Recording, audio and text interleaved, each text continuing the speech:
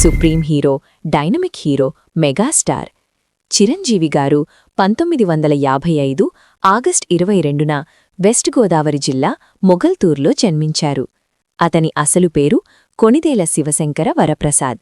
మెగాస్టార్గా తెలుగు ప్రేక్షకులకు సుపరిచితుడు.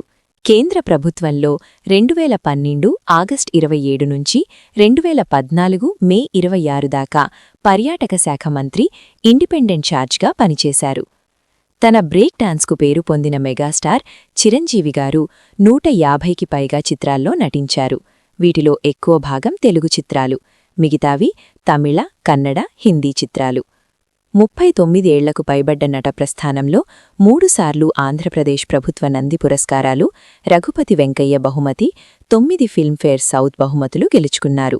2006లో చిరంజీవికి చలనచిత్ర రంగంలో చేసిన సేవలకు గాను పద్మభూషణ్ బహుమతి, 2024లో పద్మవిభూషణ్ పురస్కారం లభించింది. అదే సంవత్సరం ఆంధ్ర విశ్వవిద్యాలయం గౌరవ డాక్టరేట్ ఇచ్చింది. మొత్తం దేశంలో చిరంజీవికి 3000కు పైగా అభిమాన సంఘాలున్నాయని ఒక అంచనా. తల్లిదండ్రులు అంజనాదేవి, కొణిదేల వెంకట్రావు. జీవిత భాగస్వామి సురేఖా కొణిదేల, 1980. బంధువులు నాగబాబు, పలన్ కళ్యాణ్లు తమ్ముళ్ళు. సంతానం సుస్మిత, రామ్చరణ్ తేజ, శ్రీజ. నివాసం జూబ్లీహిల్స్, హైదరాబాద్, తెలంగాణ శాశ్వత నివాసం. విద్యాభ్యాసం మద్రాస్ ఫిల్మ్ ఇన్స్టిట్యూట్, ఆంధ్ర విశ్వవిద్యాలయం, శ్రీ వైఎన్ కళాశాల. మెగాస్టార్ చిరంజీవి గారి సినీ ప్రస్థానం మైలురాళ్లు. 1978లో వచ్చిన పునాదిరాళ్లు చిత్రంతో చిరంజీవి నట జీవితం ప్రారంభమైంది. కాని అంతకుముందే ప్రాణం ఖరీదు విడుదలైంది. 1987లో చిరంజీవి నటించిన స్వయం కృషి చిత్రం రష్యన్ భాషలోకి అనువాదమై మాస్కో అంతర్జాతీయ చలనచిత్రోత్సవంలో ప్రదర్శింపబడింది.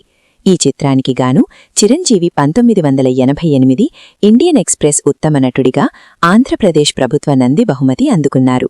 అదే సంవత్సరంలో 59వ అకాడమీ అవార్డుల ప్రధానోత్సవానికి భారత ప్రతినిధుల్లో ఒకడిగా వెళ్లారు.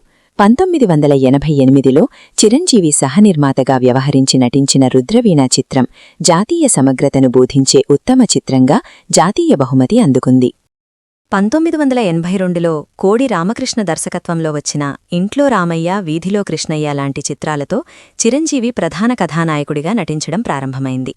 ఇది బాక్సాఫీస్ వద్ద విజయవంతమైన చిత్రంగా నిలిచింది. తర్వాత కె. విశ్వనాథ దర్శకత్వంలో వరకట్న దురాచారం మీద వచ్చిన శుభలేఖ అనే చిత్రంలో మెగాస్టార్ నటించారు. ఈ చిత్రంలో నటనకుగాను చిరంజీవికి ఉత్తమ నటుడిగా తెలుగు ఫిల్మ్ఫేర్ బహుమతి అందుకోగా, కె. విశ్వనాథకి ఉత్తమ దర్శకుడిగా తెలుగు ఫిల్మ్ఫేర్ బహుమతి దక్కింది. 1983లో ఏ. కోదండరామిరెడ్డి దర్శకత్వంలో వచ్చిన ఖైదీ చిత్రం బాక్సాఫీస్ వద్ద ఘన విజయం సాధించి చిరంజీవికి స్టార్డమ్ సాధించి పెట్టింది. తర్వాత ఇది పెళ్లంటారా, సీతాదేవి, టింగురంగడు, బంధాలు అనుబంధాలు, మొండిఘటం మొదలైన చిత్రాల్లో నటించారు మెగాస్టార్. తర్వాత పట్నం వచ్చిన పతివ్రతలు, బిల్లారంగా, మంచు పల్లకీ లాంటి చిత్రాల్లో నటించారు మెగాస్టార్. 1984లో మంత్రిగారి వియ్యంకుడు, సంఘర్షణ, గూండా, ఛాలెంజ్, హీరో, దొంగ, జ్వాల, అడవి దొంగ, కొండవీటి రాజా, రాక్షసుడు లాంటి విజయవంతమైన యాక్షన్ సినిమాల్లో నటించారు మెగాస్టార్. 1985లో చిరంజీవికి విజేత చిత్రంలో నటనకుపాను రెండవసారి ఫిల్మ్ఫేర్ పురస్కారం అందుకున్నారు. 1986లో జంధ్యాల దర్శకత్వంలో వచ్చిన చంటబ్బాయి చిత్రంలో హాస్యప్రధానమైన నాయకుడి పాత్ర పోషించారు చిరంజీవి. 1987లో కె. విశ్వనాథ దర్శకత్వంలో వచ్చిన స్వయం కృషి చిత్రంతో మెగాస్టార్ చిరంజీవి మొట్టమొదటిసారిగా ఉత్తమ నటుడిగా నంది బహుమతి అందుకున్నారు. పసివాడి ప్రాణం, యముడికి మొగుడు, మంచి దొంగ బాక్సాఫీస్ వద్ద మంచి విజయం సాధించాయి. పసివాడి ప్రాణం ద్వారా తెలుగు చిత్ర పరిశ్రమకు మొట్టమొదటిసారిగా బ్రేక్ డాన్స్ పరిచయం చేశారు మెగాస్టార్. 1988లో చిరంజీవి సహనిర్మాతగా వ్యవహరించి నటించిన రుద్రవీణ జాతీయ సమగ్రతను బోధించే ఉత్తమ చిత్రంగా జాతీయ బహుమతి, నంది స్పెషల్ జ్యూరీ బహుమతి అందుకుంది. 1990లో అశ్వినీదత్ నిర్మాణ సారథ్యంలో కె. రాఘవేంద్రరావు దర్శకత్వంలో జగదేక వీరుడు అతిలోక సుందరి అనే ప్రయోగాత్మక సోషియో ఫ్యాంటసీ చిత్రంలో నటించారు. ఇళయరాజా సంగీత దర్శకత్వం, జంధ్యాల మాటలు అందించిన ఈ చిత్రం బాక్సాఫీస్ వద్ద విజయవంతంగా నిలిచింది. అదే సంవత్సరంలో విడుదలైన కొండవీటి దొంగ 70mm 6 ట్రాక్ స్టీరియోఫోనిక్ సౌండ్లో విడుదలైన మొట్టమొదటి తెలుగు చిత్రం. 1991లో సామాజిక సమస్యల నేపథ్యంలో వచ్చిన కొదమసింహం, గ్యాంగ్ గ్యాంగ్ లీడర్ సినిమాలు చిరంజీవికి తెలుగు చిత్ర పరిశ్రమలో సుస్థిరమైన స్థానాన్ని సాధించిపెట్టాయి. కొదమసింహం చిత్రం ఆంగ్లంలో థీఫ్ ఆఫ్ బాగ్దాద్గా అనువాదం గావించబడి నార్త్ అమెరికా, మెక్సికో, ఇరాన్, ఇతర దేశాలలో విజయవంతంగా ప్రదర్శింపబడింది. చిరంజీవి బాలీవుడ్లో నటించిన ప్రతిబంధ్, ఆజ్ కా గూండారాజ్ చిత్రాలకు మంచి సమీక్షలు వచ్చాయి. 1992లో చిరంజీవి నటించిన ఆపద్ బాంధవుడు చిత్రానికి గాను ఉత్తమ నటుడిగా రెండవసారి నంది పురస్కారం, ఫిల్మ్ఫేర్ తెలుగు బహుమతి అందుకున్నారు మెగాస్టార్. 1996లో సిపాయి అనే కన్నడ సినిమాలో అతిథి పాత్ర పోషించారు చిరంజీవి. 1999లో వచ్చిన అత్తకు యముడు అమ్మాయికి మొగుడు చిత్రం తమిళంలో మాపిళైగా పునర్నిర్మితమైంది. ఇందులో రజనీకాంత్ కథానాయకుడిగా కనిపిస్తే చిరంజీవి అతిథి పాత్రలో నటించారు. 1990 దశకం మధ్యకాలంలో mechanic Alludu, SP Parasuram, big boss, Riksha Odu చిత్రాలు అంతగా ప్రేక్షకులను ఆకట్టుకోలేదు. ఆ సమయంలో కూడా చిరంజీవికి 4వసారి ఫిల్మ్ఫేర్ సాధించిపెట్టిన ముఠా మేస్త్రి, ముగ్గురు మొనగాళ్లు, అల్లుడా మజాకా చిత్రాలు ఒక మోస్తరు విజయాలు సాధించాయి. కొంతకాలం తర్వాత హిట్లర్, మాస్టర్, బావగారు బావున్నారా, చూడాలని ఉంది, స్నేహం కోసం లాంటి చిత్రాలతో మళ్లీ విజయాల బాట పట్టారు. స్నేహం కోసం చిత్రంలో నటనకు గాను 5వసారి ఫిల్మ్ఫేర్ పురస్కారం అందుకున్నారు మెగాస్టార్.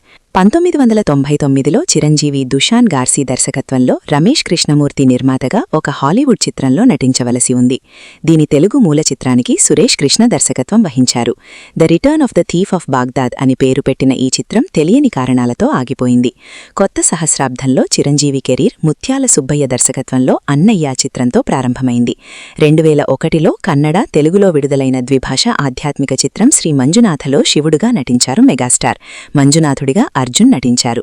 ఇది కర్ణాటకలోని ధర్మస్థల మంజునాథేశ్వర స్వామి భక్తుడి నేపథ్యంలో తీసిన చిత్రం. కొంచెం వ్యవధి తర్వాత 2002లో వచ్చిన ఇంద్ర అప్పటి వరకు ఉన్న తెలుగు చిత్ర పరిశ్రమ రికార్డులు తిరగరాసింది. చిరంజీవికి ఉత్తమ నటుడిగా 3వసారి నంది పురస్కారం, 6వసారి ఫిల్మ్ఫేర్ బహుమతి దక్కింది. ఠాగూర్ సినిమా చిరంజీవిని తారాపథాన్ని అత్యుత్తమ స్థానానికి తీసుకువెళ్లింది. దీని తర్వాత హిందీ చిత్రం మున్నాభాయ్ ఎంబీబీఎస్ రీమేక్ అయిన శంకర్ దాదా ఎంబీబీఎస్ చిత్రంలో నటించారు మెగాస్టార్. ఈ సినిమాకు గాను ఉత్తమ నటుడిగా 7వసారి ఫిల్మ్ఫేర్ బహుమతి అందుకున్నారు మెగాస్టార్. 2006లో మురుగదాస్ దర్శకత్వంలో వచ్చిన స్టాలిన్ చిత్రంలో నటించారు. ఈ 3 చిత్రాలు ఏదో ఒక సామాజిక ఇతివృత్తం ఉన్నవే. 2006లో ఈయనకు ఫిల్మ్ఫేర్ సౌత్ ప్రత్యేక బహుమతి అందజేసింది.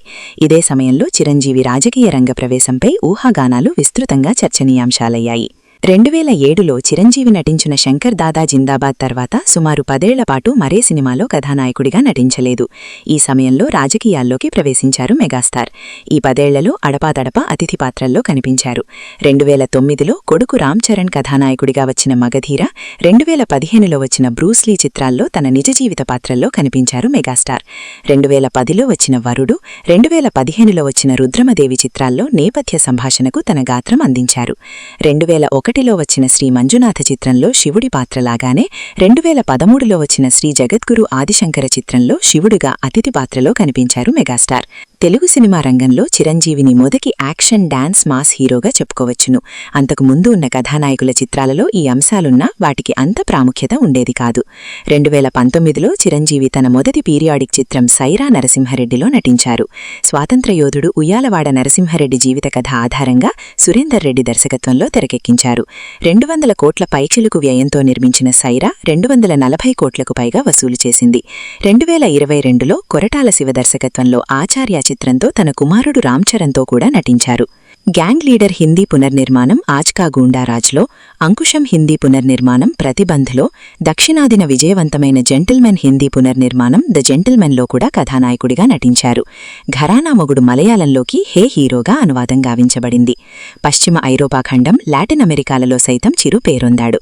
దొంగ చిత్రంలో గోలీమార్ పాటకి మైకల్ జాక్సన్ రూపొందించిన థ్రిల్లర్ ఆల్బం మూలం. ఈ పాటల్లో చిరు, జాక్సన్ నాట్యభంగిమలు, వేషధారణలలో చాలా సామ్యం కనబడుతుంది. అందుకే ఈ దేశాలలో చిరుని ఇండియన్ జాక్సన్గా వ్యవహరిస్తారు. 1992లో కె రాఘవేంద్రరావు దర్శకత్వంలో చిరంజీవి నటించిన ఘరానా మొగుడు చిత్రం 10 కోట్ల రూపాయలకు పైగా స్థూల వసూళ్లు సాధించిన తొలి తెలుగు చిత్రంగా నిలిచింది. ఈ సినిమాతో చిరంజీవి భారతదేశంలో అత్యధిక పారితోషికం అందుకున్న నటుడిగా జాతీయ వారపత్రికల ముఖచిత్రంపై ఎక్కారు. ఫిల్మ్ఫేర్, ఇండియా టుడే పత్రికలు చిరంజీవిని బాలీవుడ్ దిగ్గజం అమితాబ్ బచ్చన్తో పోలిస్తూ బిగ్గర్ దాన్ బచ్చన్ అని శీర్షికలు వెలువరించాయి. ద వీక్ పత్రిక చిరంజీవిని ద న్యూ మనీ మెషీన్గా అభివర్ణించింది. ఆపద్ బాంధవుడు సినిమాకు 1.25 కోట్ల రూపాయల పారితోషికం అందుకున్నారు. అప్పట్లో రికార్డ్. 2002లో అత్యధిక ఆదాయ పన్ను చెల్లింపుదారుడిగా సమ్మాన్ పురస్కారాన్ని అందుకున్నారు. 1978 సెప్టెంబర్ 22న కెరీర్ ప్రారంభించిన మెగాస్టార్ చిరంజీవి గారు 2024లో సరిగ్గా అదే రోజు గిన్నిస్ బుక్ రికార్డులోకి ఎక్కారు. తన 45 ఏళ్ల కెరీర్లో 156 సినిమాల్లో నటించిన ఆయన 537 పాటల్లో 24,000 డాన్స్ స్టెప్లకు గాను ఈ పురస్కారం వరించింది. మెగాస్టార్ చిరంజీవి గారి తండ్రి పోలీస్ కానిస్టేబుల్ కావడంతో నిడదవోలు, గురజాల, బాపట్ల, పొన్నూరు, మంగళగిరి, మొగల్తూరులో ఆయన ప్రాథమిక విద్యాభ్యాసం సాగింది. ఒంగోలులోని సిఎస్ఆర్ శర్మ కళాశాల నుంచి ఇంటర్మీడియట్, నరసాపురంలోని శ్రీ వైఎన్ కళాశాల నుంచి బీకాం పూర్తి చేశారు. 1976లో మద్రాస్ ఫిల్మ్ ఇన్స్టిట్యూట్లో చేరారు. చిరంజీవికి 2 కుమార్తెలు సుస్మిత, శ్రీజ, ఒక కుమారుడు రామ్చరణ్ తేజ, సోదరులు నాగేంద్రబాబు, పవన్ కళ్యాణ్, బావ అల్లు అరవింద్, మేనల్లుళ్ళు అల్లు అర్జున్, సాయిధరం తేజ్, వైష్ణవ్ తేజ్, వరుణ్ తేజ్ కూడా సినీ రంగంలో ఉన్నారు.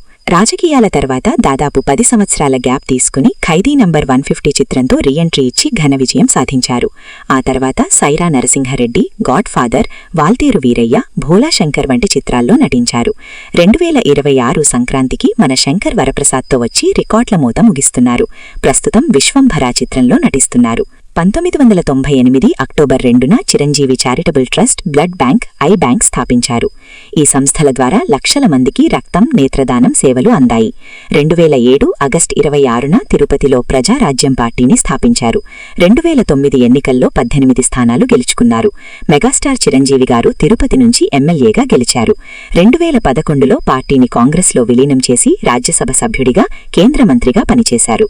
ప్రస్తుతం రాజకీయాలకు దూరంగా ఉంటూ సినిమాల్లో కొనసాగుతున్నారు. ఈ వీడియో మీకు నచ్చుతుందని ఆశిస్తూ ఈ వీడియోకి ఒక లైక్ చేయండి, షేర్ చేయండి, మా ఛానల్ని సబ్స్క్రైబ్ చేసి పక్కనే ఉన్న బెల్ ఐకాన్ని ప్రెస్ చేయండి. మా ఛానల్లో వీడియో చూసిన ప్రతి ఒక్కరికీ కూడా పేరు పేరున ధన్యవాదాలు చెప్పుకుంటున్నాను.